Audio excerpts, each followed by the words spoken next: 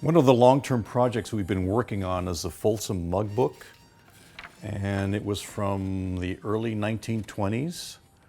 And we reclaimed the book as part of the Replevin Law, which allows the archives to reclaim estate property that for some reason left the agency that it was at.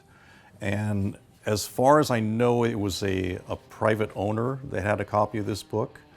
And we contacted him and told him about the law, and he had no problem giving it back to us. But it came back with, it was in pretty bad shape. And this page has been repaired, but I just wanted to show you the pages, how interesting the pages are, just with the mug shots and that sort of thing. But this is how the book came to us. It was bound by post, but not securely. And at some point, someone had decided to try to sew the pages on, and all it resulted was just very tattered edges. And every page has that tattered edge. And tattered edges are something we come across often in our jobs, because if you don't address the tatter, it'll just work its way further into the page. So we want to prevent that or slow down the process from that happening. And also these pages are very acidic. So it used to be when we treated acidic paper, we had to immerse it in a non-acidic bath. But now we have a product called Bookkeeper, which makes the process very easy. It comes in aerosol, kind of a pump spray.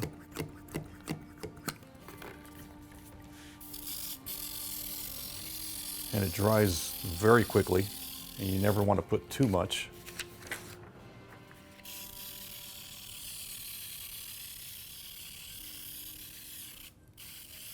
And that pretty much deacidifies it. Now, the thing we wanted to address is the tatter on the edges.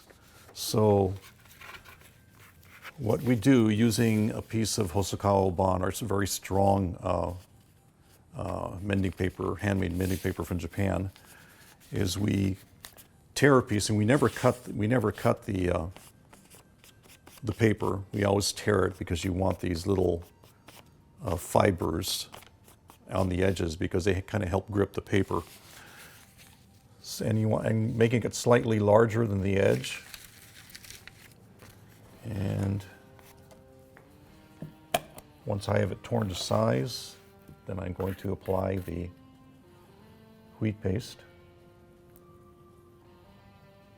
And again, this is wheat paste that is cooked.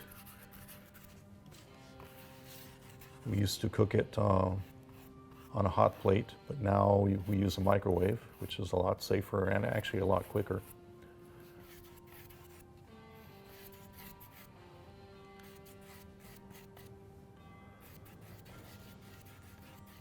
And you really only need to apply it to one side, but you do want to make sure that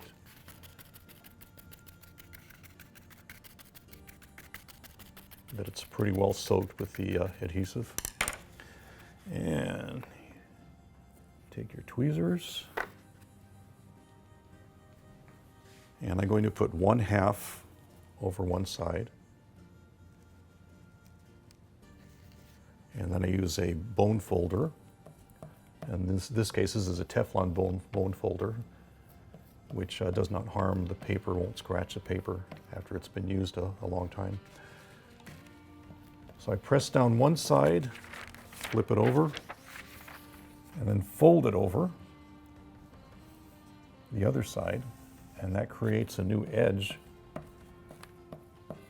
for each page. And I also leave an extension so you can fold that over to reinforce the corners, because corners are very vulnerable to a lot of damage.